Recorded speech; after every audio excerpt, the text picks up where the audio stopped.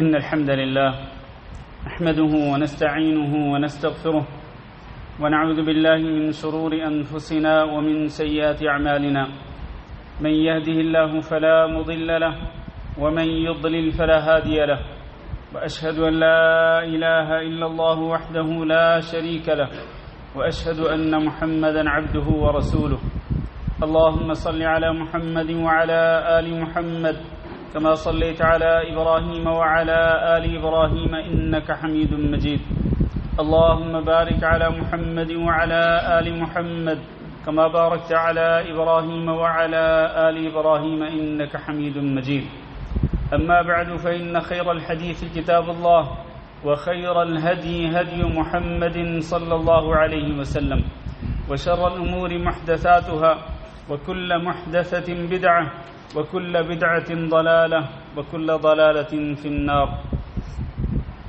أعوذ بالله من الشيطان الرجيم يا أيها الذين آمنوا اتقوا الله حق تقاته ولا تموتن إلا وأنتم مسلمون يا أيها الناس اتقوا ربكم الذي خلقكم من نفس واحدة وخلق منها زوجها وبث منهما رجالا كثيرا ونساء واتقوا الله الذي تساءلون به والأرحام إن الله كان عليكم رقيبا يا أيها الذين آمنوا اتقوا الله وقولوا قولا سديدا يصلح لكم أعمالكم ويغفر لكم ذنوبكم ومن يطع الله ورسوله فقد فاز فوزا عظيما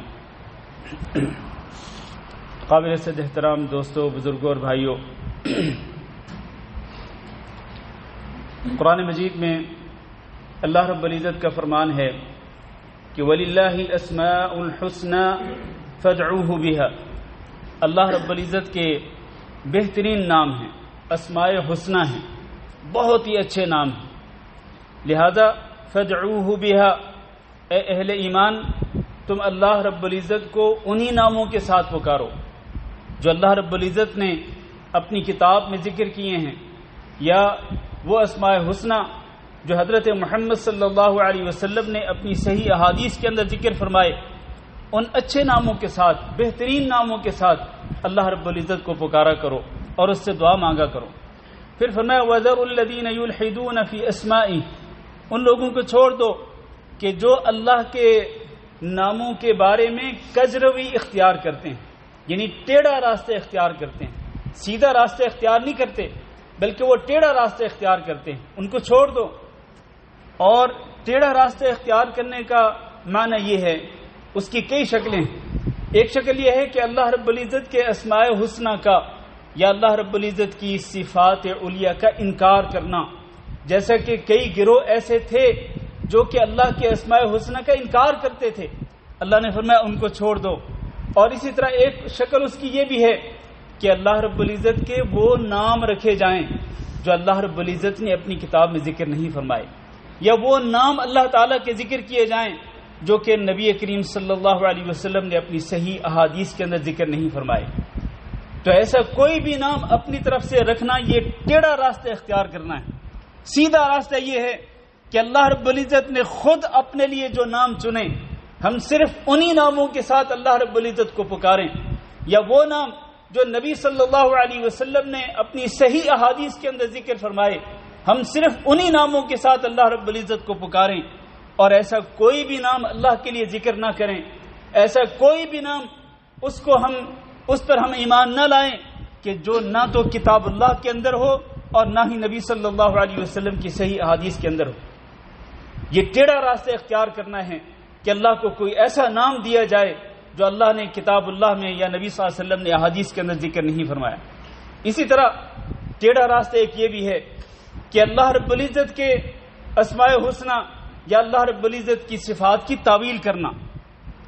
مثال کے طور پر اللہ رب العزت کی ایک صفت یہ ہے کہ اللہ رب العزت کا ہاتھ ہے، اور اللہ تعالیٰ نے قرآن مجید کے اندر ذکر فرمائے، اور نبی صلی اللہ علیہ وسلم نے احادیث کے اندر بھی اللہ رب العزت کے ہاتھوں کا تذکرہ فرمایا۔ لیکن کئی لوگ اس کی تعویل کرتے ہیں، چنانچہ جہاں اس صفت کا ذکر آتا ہے وہاں اس صفت کا معنی ہاتھ نہیں کرتے بلکہ اس صفت کا معنی کرتے قدرت کا، جیسے کہ نبی صلی اللہ علیہ وسلم نے فرمایا کئی احادیث کے اندر کہ والذی نفس محمد بیدہ، اس ذات کی قسم کہ جس کے ہاتھ میں محمد صلی اللہ علیہ وسلم کی جان ہے. لوگ اس کی تعویل کرتے ہوئے اس کا معنی کرتے ہیں کہ قسم ہے اس ذات کی کہ جس کے ہاتھ میں جس کی قدرت میں محمد صلی اللہ علیہ وسلم کی جان ہے. قدرت نہیں بلکہ اس کا معنی ہاتھ ہی ہے. یہ تعویل کرنا بھی ٹیڑھا راستہ اختیار کرنا ہے، اور جو لوگ ٹیڑھا راستہ اختیار کرتے ہیں اللہ رب العزت نے ان کو چھوڑنے کا حکم دیا ہے. اسی طرح ٹیڑھا راستہ ایک یہ بھی ہے کہ اللہ رب العزت کی صفات میں سے کسی صفت کو مخلوقات کی صفات میں سے کسی صفت کے ساتھ تشبیہ دینا، جیسا کہ یہ کہنا کہ اللہ رب العزت ویسے سنتا ہے جیسا کہ مخلوق سنتی ہے، اللہ رب العزت ویسے دیکھتا ہے جیسا کہ اللہ کی مخلوق دیکھتی ہے. اللہ کی صفت کو مخلوق کی صفت کے ساتھ تشبیہ دینا جو ہے یہ کفر ہے، اور اس کی وجہ سے انسان ملت اسلامیہ سے خارج ہو جاتا ہے. تشبیہ نہیں دے سکتے ہیں، اسی طرح مثال بھی بیان نہیں کر سکتے ہیں. لیس کمثلہ شیء وہو السمیع البصیر. اسی طرح کیفیت بھی بیان نہیں کر سکتے ہیں کہ اللہ رب العزت کی فلاں صفت اس کی کیفیت یہ ہے. کیفیت بیان کرنا صحیح نہیں، جیسے کہ اللہ تعالیٰ نے قرآن مجید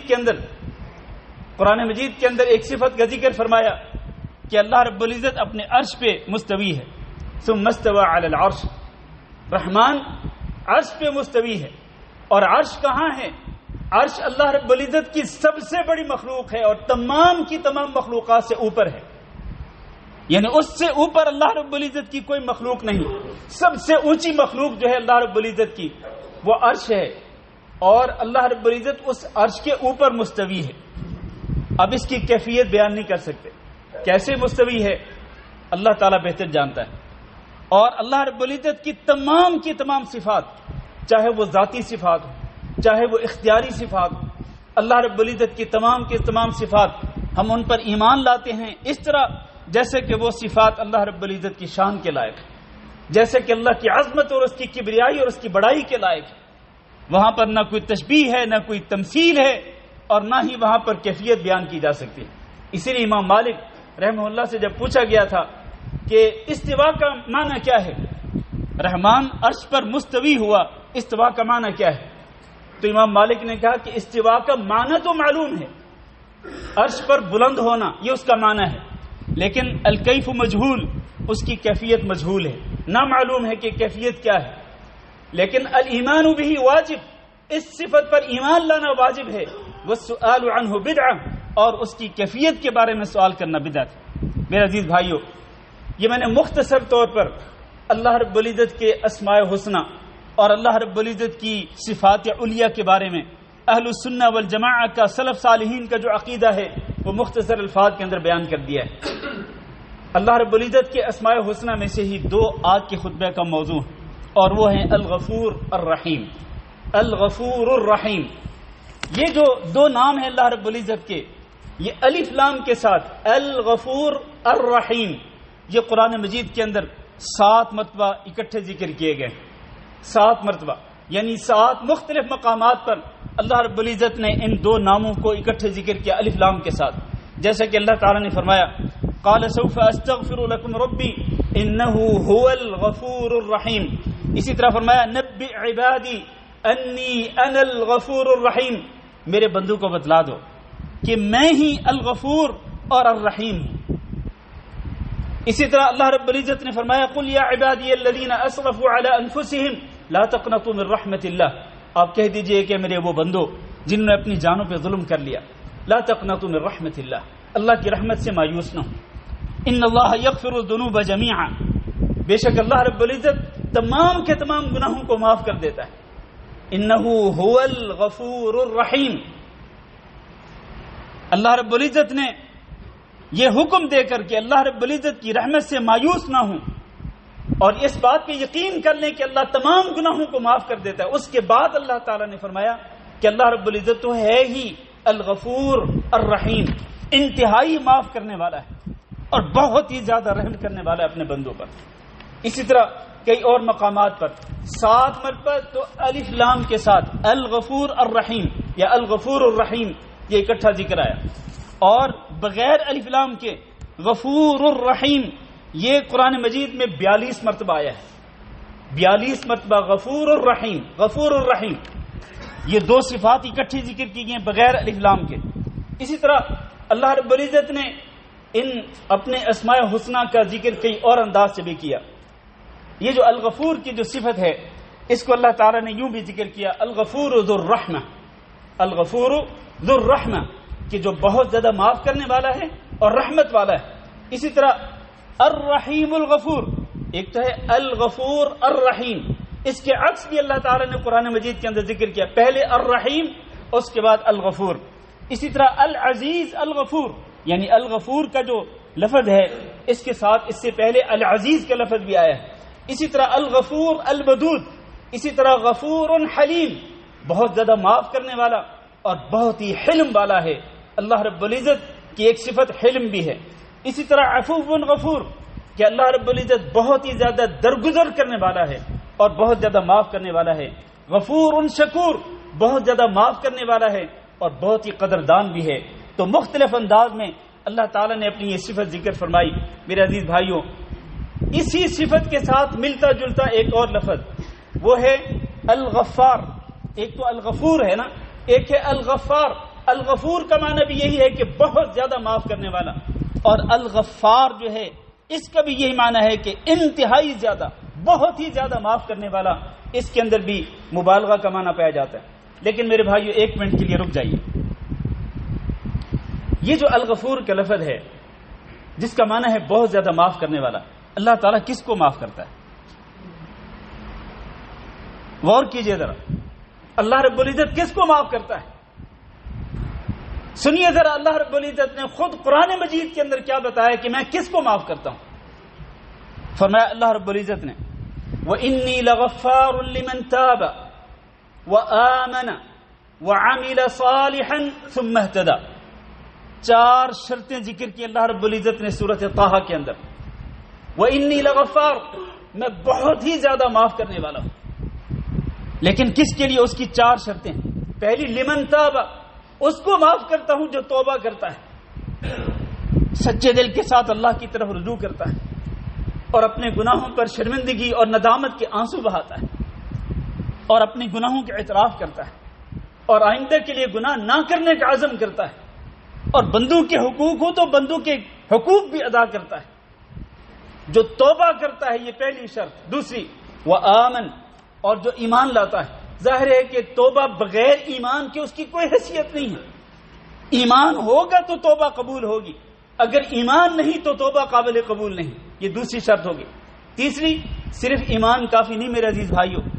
بعض لوگ یہ کہتے ہیں کہ بس ایمان لے آؤ، دل سے اللہ کو مان لو، زبان سے اللہ رب العزت کی توحید کے اقرار کر لو تو یہ کافی ہے۔ نہیں، اس کا آپ کو ثبوت بھی پیش کرنا پڑے گا۔ کس کے ذریعے؟ اگلی تیسری شرط وعامل صالحا، اگر آپ واقعتاً اللہ پہ ایمان لاتے ہیں، دل سے مانتے ہیں، زبان سے اقرار بھی کرتے ہیں، وعامل صالحا، نیک عمل کر کے آپ کو ثابت کرنا پڑے گا کہ واقعتاً آپ کا ایمان سچا ایمان ہے۔ ورنہ اگر آپ دل سے اقرار کرتے ہوں، زبان سے دل سے مانتے ہوں، زبان سے اقرار کرتے ہوں، لیکن عملی طور پر اسی اللہ کے نافرمان ہوں، اسی اللہ رب العزت کی دیدہ دلیری کے ساتھ جسارت کرتے ہوئے اللہ رب العزت کی نافرمانی کریں، پھر آپ کا ایمان سچا ایمان ہوگا، یہ تو جھوٹا ایمان ہے آپ کا۔ یہ تیسری شرط ہے۔ اور چوتھی شرط یہ ہے ثم اهتدى، آپ نے توبہ کر لی، اللہ تعالیٰ سے معافی مانگ لی، آئندہ گناہ نہ کرنے کا عزم بھی کر لیا، اس کے بعد ثم اهتدى، پھر سیدھا ہدایت کے راستے پہ چل پڑا، پھر وہ ادھر ادھر نہیں گیا، وہ گناہ جو پہلے کرتا تھا ان گناہوں کی طرف لوٹ کے نہیں گیا۔ یہ 4 شرطیں جس کی ہیں، اللہ فرماتے ہیں جس کے اندر یہ 4 شرطیں پائی جاتی ہیں، اس کے لیے انی لغفار، میں بہت زیادہ معاف کرنے والا۔ الا هو العزیز الغفار، اللہ بہت غالب ہے اور ساری طاقتوں پہ غالب ہے، معاف کرنے پہ آئے اللہ رب العزت تو کوئی طاقت اس کو معاف کرنے سے روک نہیں سکتی۔ اللہ بہت زیادہ معاف کرنے والا ہے۔ لہذا میرے عزیز بھائیو، اگر میں اور آپ چاہتے ہیں کہ اللہ تعالیٰ میرے اور آپ کے گناہوں کو معاف کر دے، اور ہم یقیناً یہی چاہتے ہیں، ہم تو پاپی ہیں، ہم تو سر سے لے کے پیروں تک گناہوں کے اندر ڈوبے ہوئے ہیں، ہم یہ چاہتے ہیں کہ اللہ ہمارے گناہوں پر خط ترسیخ پھیر دے، اللہ ہمارے گناہوں کو مٹا دے، کیونکہ یہ جو غفور ہے نا، یہ لفظ غفر سے ہے، اور غفر کا معنی ہوتا ہے پردہ ڈالنا۔ اگر ہم یہ چاہتے ہیں کہ اللہ ہمارے گناہوں پہ پردہ ڈال دے، ورنہ اگر ہمارے گناہ لوگوں کے سامنے آ جائیں تو ہم لوگوں کے سامنے منہ دکھانے کے قابل نہ رہیں۔ تو اللہ تعالیٰ سے اگر ہم یہ چاہتے ہیں کہ اللہ ہمارے گناہوں پہ پردہ ڈال دے اور اللہ ہمارے گناہوں کو معاف کر دے، ہمارے گناہوں کو مٹا دے، تو اس کے لیے یہ چاروں شرطیں پوری کرنی ہوں گی۔ اور پھر میرے عزیز بھائیو، اللہ رب العزت کا ارشاد گرامی ہے حدیث قدسی میں، فرمایا یا ابن آدم انک ما دعوتنی ورجوتنی غفرت لک ولا ابالی، کہ میرے بندے تو جب تک مجھے پکارتا رہے گا، جب تک تو مجھ سے امید وابستہ رکھے گا اور مجھ سے معافی مانگتا رہے گا، میں تیرے گناہوں کو معاف کرتا رہوں گا اور مجھے پرواہ بھی نہیں ہوگی۔ اور یا ابن آدم لو بلغت ذنوبک عنان السماء ثم استغفرتنی غفرت لک ولا ابالی، اے آدم کے بیٹے، اگر تیرے گناہ آسمان کی چوٹی تک پہنچ جائیں اور پھر تو میرے پاس آئے اور مجھ سے دل سے آ کر کے تو معافی مانگ لے اور مغفرت طلب کر لے، توبہ کر لے، میں تیرے گناہوں کو معاف کر دوں گا، مجھے کوئی پرواہ بھی نہیں ہوگی۔ فرمایا لو اتیتنی بقراب الارض خطایا ثم لقیتنی لا تشرک بی شیئا لاتیتک بقرابها مغفرۃ، اگر تو زمین کی مٹی کے برابر گناہ لے کر کے آئے لیکن تیرے دامن پہ شرک کا داغ و دھبا نہ ہو، تیرا دامن شرک کے داغ و دھبوں سے بچا ہوا ہو، پاک ہو، پھر تم مجھ سے معافی مانگ لے تو میں زمین کی مٹی کے برابر تیرے لیے مغفرت لے کے آؤں گا۔ میرے عزیز بھائیو، یہ جو اللہ رب العزت کا اسم گرامی الغفور، الغفور کا معنی ہے بہت زیادہ معاف کرنے والا۔ اللہ رب العزت تو بڑے بڑے گناہوں کو معاف کر دیتا ہے، حتیٰ کہ اللہ رب العزت نے نصارہ، جن کے بارے میں اللہ نے خود ذکر کیا کہ نصارہ یہ کہتے ہیں کہ عیسیٰ بن مریم ہی اصل میں اللہ ہے، اور وہ کہتے ہیں کہ عیسیٰ بن مریم اللہ کے بیٹے ہیں، یہ ان کا عقیدہ ہے۔ اللہ نے ان کا یہ باطل اور یہ جھوٹا عقیدہ ذکر کرنے کے بعد فرمایا افلا یتوبون الی اللہ ویستغفرون، کیا یہ لوگ اللہ کی طرف رجوع نہیں کر لیتے اور یہ اللہ سے معافی نہیں مانگ لیتے؟ واللہ غفور الرحیم، اور اللہ تعالیٰ تو بہت معاف کرنے والا، رحم کرنے والا ہے۔ تو گویا کہ اللہ رب العزت نے نصارہ کو بھی امید دلائی ہے کہ اگر یہ اپنے کافرانہ عقیدے سے توبہ کر لیں اور اللہ رب العزت کی توحید کو مان لیں، عیسیٰ بن مریم کے بارے میں وہ عقیدہ اختیار کریں جو اللہ نے اپنی کتاب کے اندر ذکر فرمایا، تو اللہ ان کے گناہوں کو بھی معاف کر دے۔ حالانکہ اللہ کے لیے اولاد کا اقرار کرنا یہ نعوذ باللہ اللہ رب العزت کو گالی دینے کے مترادف ہے۔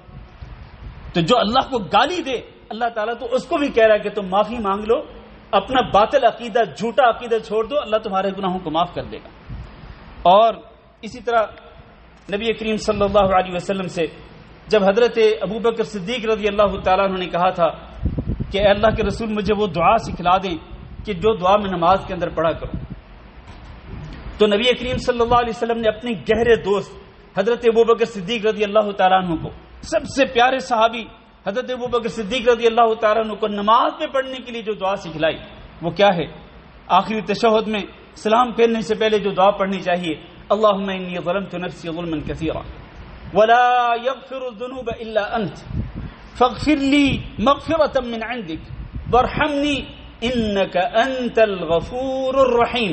یہ وہی اللہ کے دو نام الغفور الرحیم جو قرآن مجید کے اندر بھی اکٹھے ذکر کیے گئے، الف لام کے ساتھ بھی اور بغیر الف لام کے بھی ذکر کیے گئے۔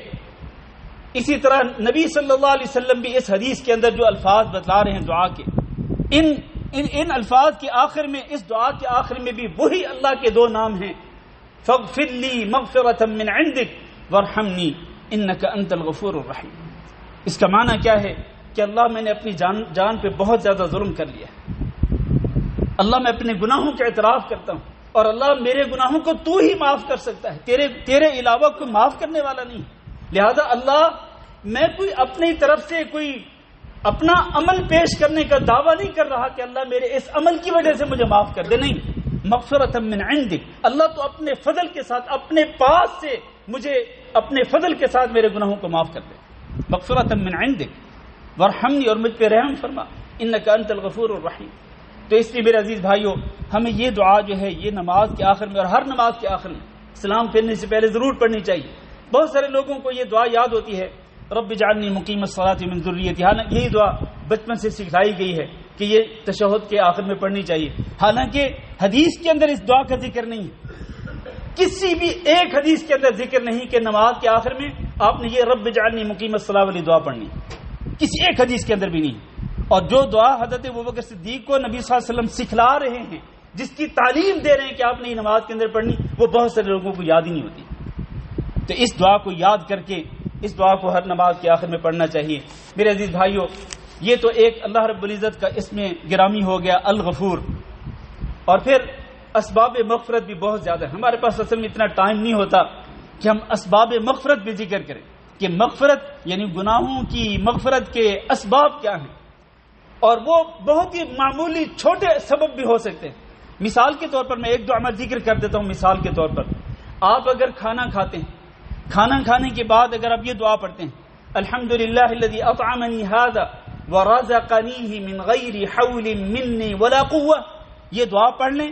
اللہ کے نبی نے فرمایا جو کھانا کھانے کے بعد یہ دعا پڑھ لیتے ہیں غفر لہ ما تقدم من ذنبہ، اس کے پچھلے تمام گناہوں کو معاف کر دیا جاتا ہے. چھوٹا سا عمل ہے.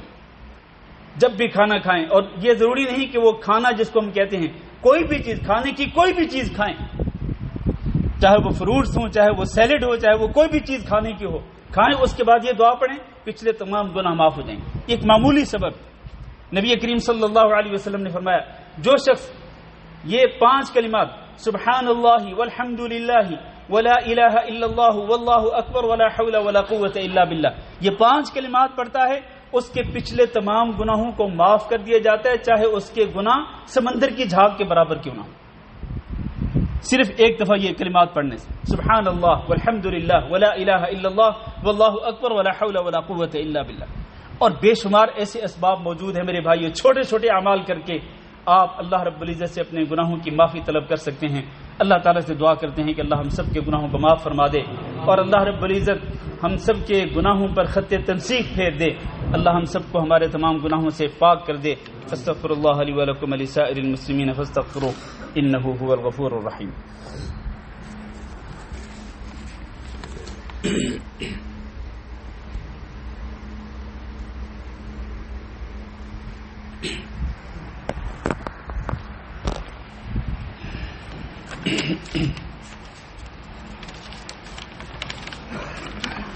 إن الحمد لله نحمده ونستعينه ونستغفره ونعوذ بالله من شرور أنفسنا ومن سيئات أعمالنا من يهده الله فلا مضل له ومن يضلل فلا هادي له وأشهد أن لا إله إلا الله وحده لا شريك له وأشهد أن محمدا عبده ورسوله. اللهم صل على محمد وعلى آل محمد كما صليت على إبراهيم وعلى آل إبراهيم إنك حميد مجيد. اللهم بارك على محمد وعلى آل محمد كما باركت على إبراهيم وعلى آل إبراهيم إنك حميد مجيد. أما بعد، میرے عزیز بھائی اور دوستو، ہم نے پہلے خطبہ میں اللہ رب العزت کے ایک اسم گرامی کے اوپر بات کی، اور وہ ہے الغفور. دوسرا اسم گرامی جس پر ہمیں آج بات کرنی ہے وہ الرحیم. الغفور الرحیم. اور الرحیم کا جو لفظ ہے اللہ رب العزت کا یہ اسم گرامی، یہ اللہ کے ایک دوسرے اسم گرامی الرحمن کے ساتھ قرآن مجید میں 119 مرتبہ یہ ذکر کیا گیا ہے. یعنی الرحمن الرحیم یہ دونوں اللہ کے اسماء گرامی 119 مرتبہ اکٹھے ذکر کیے گئے ہیں. جیسے کہ آپ جانتے ہیں کہ ہر سورت کے شروع میں بسم اللہ الرحمن الرحیم ہے، سوائے سورت توبہ کے. اور سورت الشعراء کے اندر وہ جو خط ذکر کیا گیا ہے جو سلیمان علیہ السلام نے بھیجا تھا، اس میں بھی یہ الفاظ انہ من سلیمان و انہ بسم اللہ الرحمن الرحیم اللہ تعالی علیہ واتونی مسلمین. 119 مرتبہ یہ اللہ رب العزت کا اسم گرام، یہ دونوں اللہ کے اسماء گرامی جو ہیں اکٹھے ذکر کیے گئے ہیں. اور الرحیم، صرف الرحیم جو ہے یہ اکیلا قرآن مجید کے اندر الف لام کے ساتھ یہ 34 مرتبہ ذکر کیا گیا ہے، اور بغیر الف لام کے 61 مرتبہ ذکر کیا گیا ہے. اور اسی طرح التواب الرحیم، العزیز الرحیم. اور بلکہ آپ یہ سن کر حیران ہوں گے کہ ایک تو الرحیم کا لفظ ہے اور ایک الرحمن کا لفظ، دونوں ہم معنی ہیں. بہت زیادہ رحم کرنے والا، بہت زیادہ ترس کھانے والا اللہ رب العزت. اور اسی کے ساتھ ملتا جلتا ایک اور لفظ ارحم الراحمین. ارحم الراحم، الرحیم بہت زیادہ رحم کرنے والا، اور ایک ہے ارحم الراحمین، یعنی جتنے بھی رحم کرنے والے ہو سکتے ہیں اس کائنات کے اندر، ان سب میں سب سے زیادہ رحم کرنے والا کون ہے؟ وہ اللہ رب العزت، ارحم الراحمین۔ قرآن مجید کے اندر یہ 6 مرتبہ ذکر کیا گیا ہے۔ میرے بھائیوں، اللہ رب العزت کی رحمت کی وسعت کا اندازہ ہی نہیں، بغیر اندازہ کے ایک بندہ، ایک انسان اندازہ بھی نہیں کر سکتا کہ اللہ رب العزت کی رحمت کتنی وسیع ہے۔ اللہ نے قرآن مجید کے اندر ارشاد فرمایا وَرَحْمَتِي وَسِعَتْ كُلَّ شَيْءٍ، اللہ اکبر، میری رحمت نے گھیر رکھا ہے ہر چیز کو، یعنی صرف انسانوں کو نہیں بلکہ جنوں کو بھی، اور اللہ رب العزت کی جتنی مخلوقات ہیں ان مخلوقات میں سے کچھ مخلوقات وہ ہیں جن کو ہم دیکھتے ہیں، جن کا مشاہدہ کرتے ہیں، لیکن بے شمار مخلوقات ہیں جو ہماری نظروں سے اوجھل ہیں، ہم نے ان کو دیکھا بھی نہیں اور ہمیں ان کا علم بھی نہیں ہے، اور وہ کتنی بڑی بڑی مخلوقات ہیں انسان تصور بھی نہیں کر سکتا ہے۔ اللہ نے فرمایا رحمتی وسعت کل شیء، حیوانات کو، جمادات کو، نباتات کو، ہر چیز کو، حتیٰ کہ کافروں کو بھی، حتیٰ کہ منافقوں کو بھی اللہ رب العزت کی رحمت نے گھیر رکھا ہے۔ صرف اہل ایمان کو نہیں بلکہ اہل کفر کو بھی، ورنہ آپ دیکھیں اہل کفر ان کو کتنی نعمتیں ملی ہوئی ہیں۔ اللہ رب العزت اگر رحمت والا نہ ہوتا، اگر اللہ رب العزت کی رحمت نے کافروں کا بھی احاطہ نہ کر رکھا ہوتا تو کیا ان کے کفر کے باوجود اور ان کی سرکشی کے باوجود اور ان کے باطل عقیدے کے باوجود کیا ان کو اتنی نعمتیں ملتی؟ اللہ رحم والا ہے، اللہ سب کو دیتا ہے، اللہ اپنے ماننے والوں کو بھی دیتا ہے اور نہ ماننے والوں کو بھی دیتا ہے، اللہ رحم کرنے والا ہے۔ لیکن اللہ نے فرمایا فَسَأَكْتُبُهَا، جو بڑی ہی قابل توجہ بات ہے، اللہ نے فرمایا فَسَأَكْتُبُهَا، میں اس اپنی رحمت کو فرض کر دوں گا، یعنی لازماً ضرور بالضرور اپنی رحمت سے نوازوں گا کن کو؟ اس طرح میں نے پہلے خطبے میں بتایا کہ اللہ تعالیٰ کی ایک صفت معاف کرنا ہے، اس کے اسم گرامی الغفور، اس کا معنی بہت زیادہ معاف کرنے والا۔ کس کس کو اللہ معاف کرتا ہے وہ میں نے بتلا دیا۔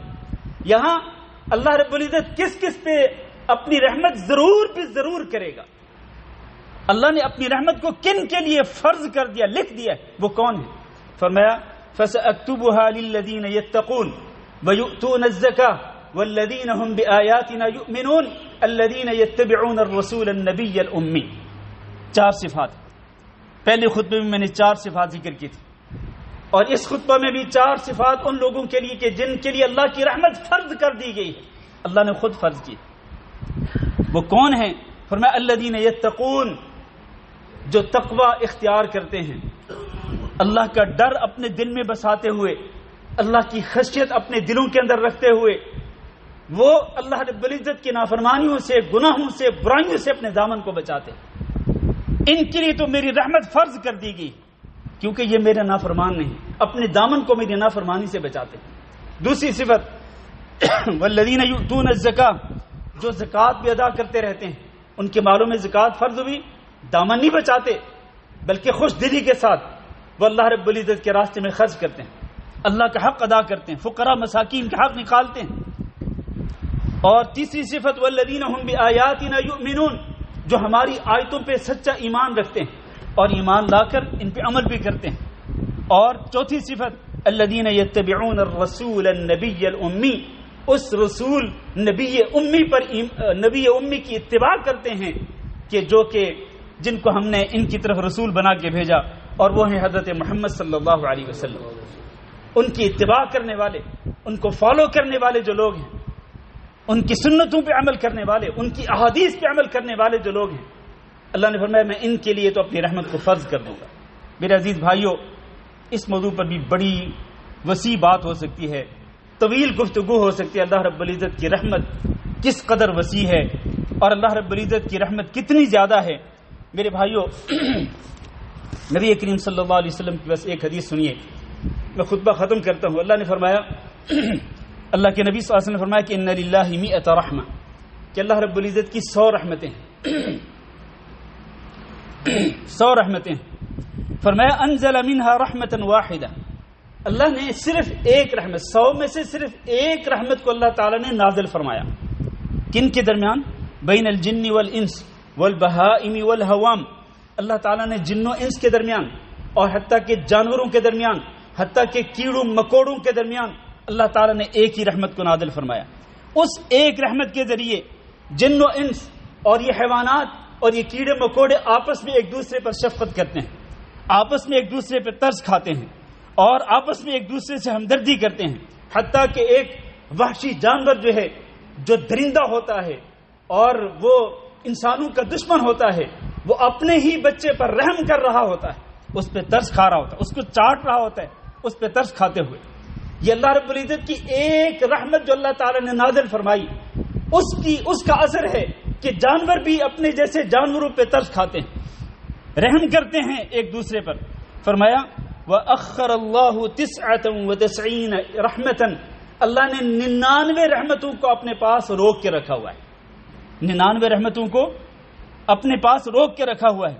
یرحم بها عبادہ یوم القیامہ، ان 99 رحمتوں کے ساتھ اللہ تعالیٰ قیامت کے دن اپنے بندوں پہ رحم فرمائے گا، اپنے بندوں پہ، یعنی اس کی بندگی کرنے والے، اس کی عبادت کرنے والے جو لوگ ہیں، اس کو دل سے ماننے والے اور اس کی عبادت کرنے والے جو لوگ ہیں، اللہ رب العزت نے 99 رحمتوں کو ان کے لیے روک کے رکھا ہوا ہے. قیامت کے دن اللہ رب العزت اپنے بندوں پہ رحمت فرمائے گا.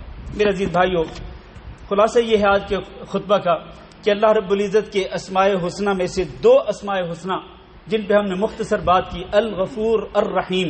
اللہ رب العزت بہت زیادہ معاف کرنے والا ہے، بہت زیادہ رحم کرنے والا ہے.